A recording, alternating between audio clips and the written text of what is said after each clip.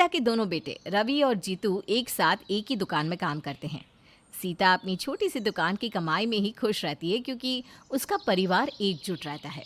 एक रोज सीता अपने बेटों से कहती है, बेटा अब तुम दोनों शादी कर लो, कब तक इसी तरह रहोगे? अब शादी करके अपना घर बसाओ। नहीं माँ, अभी शादी नहीं करनी। शादी करके क्या ही मिलेगा। हाँ माँ भैया सही तो कह रहे, उल्टा अच्छी खासी चलती हुई जिंदगी सत्यानाश हो जाएगी। अरे तुम लोग दोनों बिना कुछ भी कहते हो, मैं कब तक तुम्हारे साथ रहूंगी? मेरे मरने के बाद तुम दोनों को कौन खाना देगा, कौन तुम्हारे कपड़े धोएगा, कौन ख्याल रखेगा? माँ हमारी बात समझने की कोशिश करो ना, हमें अभी कुछ समय चाहिए। मुझे कुछ नहीं सुनना, तुम दोनों शादी कर रहे हो बस, कोई ना नुकुर नहीं सुननी मुझे तुम दोनों से। सीता अपने दोनों बेटों के लिए लड़की देखने लगती है और लीलावती और अनु का रिश्ता रवि और जीतू के लिए आता है। सीता दोनों का रिश्ता तय कर देती है और एक ही दिन अपने दोनों बेटों की शादी कर देती है। कुछ ही वक्त में दोनों बेटों की शादी हो जाती है। लीलावती और अनु बहू बनकर सीता के घर चली आती है। कुछ दिनों तक तो सब अच्छा चलता है। एक रोज़ लीलावती अपने पति रवि से कहती है, क्यों जी, आप ही दिन भर दुकान संभालते हैं और जीतू वो तो बस घूमता रहता है। दिन भर में आप अभी खाना खा रहे हो। ऐसा नहीं है, जीतू घूमता नहीं रहता, वो बाजार से तकादा करता है। दोनों भाई एक ही काम करेंगे तो कैसे होगा? दुकान में भी तो कोई होना चाहिए। तुम ना बस अपने भाई का ही साइड लेते रहना, देख लेना एक दिन तुम्हें नौकर बनाकर छोड़ देगा। ये क्या कह रही हो तुम? उधर अनु जीतू से कहती है, जीतू तुम दिन भर दुकान से बाहर रहते हो, तुम्हें पता भी है कि दुकान में कितनी बिक्री हो रही है। देख लेना एक दिन तुम्हारे हाथ में कटोरा पकड़ा देंगे तुम्हारे भैया। तुम तो बस कुछ पैसों में ही खुश हो जाती हो और यहाँ भैया सब लूट रहे हैं। तुम भी ना कुछ भी बोलती हो। भैया कभी मेरा हक मार नहीं सकते। मुझे मेरे भाई पर पूरा भरोसा है। जितनी कमाई होती है उसका आधा भैया मुझे देते हैं। अपने लिए तो वो मुझसे कम ही रखते होंगे। मैं तो दिन भर घूमता फिरता रहता हूँ और वो बेचारे एक जगह बैठे रहते हैं।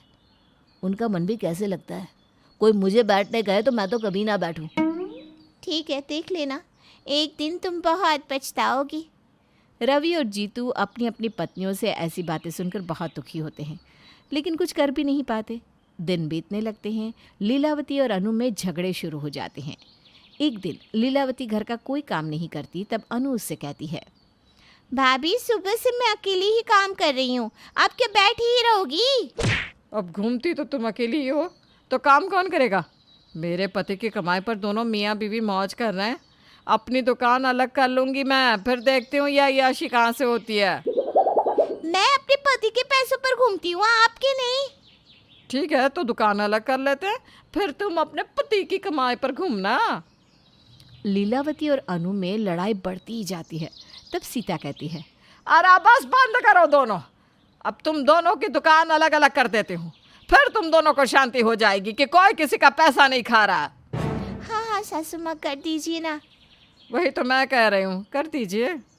सीता अपने सारे जेवर निकाल कर रवि के हाथ में देकर कहती है, बेटा तू इसे बेचकर नई दुकान खोल ले और जीतू को ये दुकान दे दे।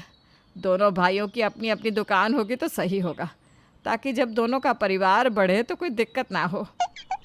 माँ इसकी क्या ज़रूरत है, हम दोनों भाई अलग नहीं होने वाले। अलग नहीं रहेंगे बेटा, दोनों की बस दुकान अलग अलग होगी ताकि घर में कोई कलेश ना हो पैसे को लेकर। माँ की बात दोनों भाई टाल नहीं पाते और सीता के जेवर बेचकर एक नई दुकान खोल लेते हैं। पुरानी दुकान जीतू को मिलती है। भैया माँ के जेवर हम दोनों मिलकर फिर से बनवा देंगे। हाँ भाई, पहली दुकान की तरह ये दुकान भी जम जाए बस।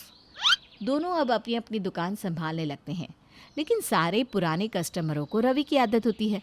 वो लोग रवि की दुकान पर जाने लगते हैं। नई दुकान होने के बावजूद भी रवि की दुकान ज़्यादा चलती है और पुरानी दुकान होने के बाद भी धीरे धीरे जीतू की दुकान पर ग्राहक आने बंद हो जाते हैं। जीतू अब दिन भर टेंशन में रहता है और अनु को लेकर भी कहीं नहीं जाता।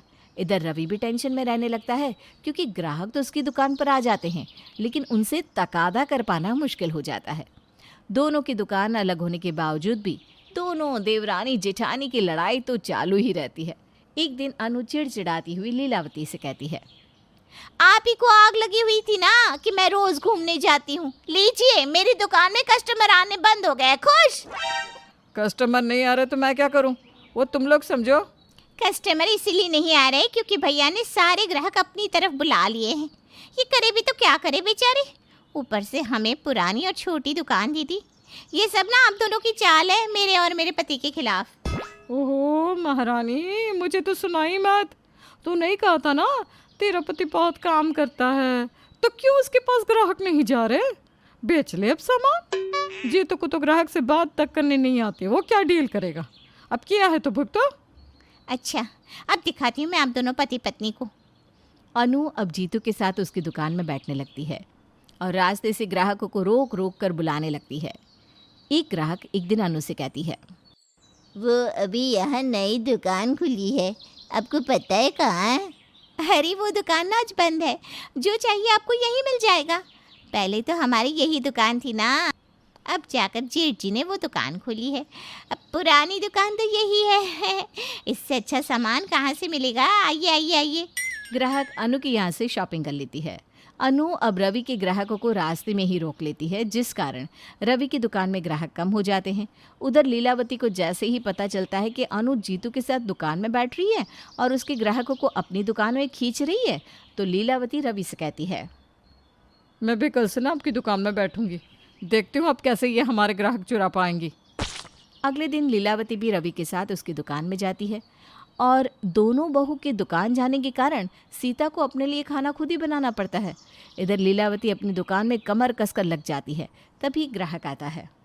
आपकी तो पहले अलग दुकान थी ना, मैं हमेशा वहीं से लेती हूँ, यहाँ पहली बार आई हूँ। इस दुकान जैसे सामान उस दुकान में नहीं मिलेगा। यहाँ ना सब डिज़ाइनर आइटम मिलते हैं जो उस दुकान में कभी नहीं मिल सकती। अच्छा, तो फिर मैं इसी दुकान में आऊँगी। हाँ, और हमारे रेगुलर कस्टमर के लिए स्पेशल डिस्काउंट भी रहता है। ये सब अनु को पता चल जाता है। रात को जब चारों दुकान से घर जाते हैं तो घर में घुसते ही अनु चिल्लाना शुरू कर देती है। सासू माँ, आप ही भाभी को समझा दीजिए, वो जो कर रही है ना वो सही नहीं है। तभी लीलावती कहती है, मुझे समझाने की कोई ज़रूरत नहीं है, ज़रा अपने भी कारनामे बताओ, मेरा मुंह मत खुलवाओ। तुमने क्या किया है, मैं उगलू क्या? अब दोनों में जम के लड़ाई होने लगती है।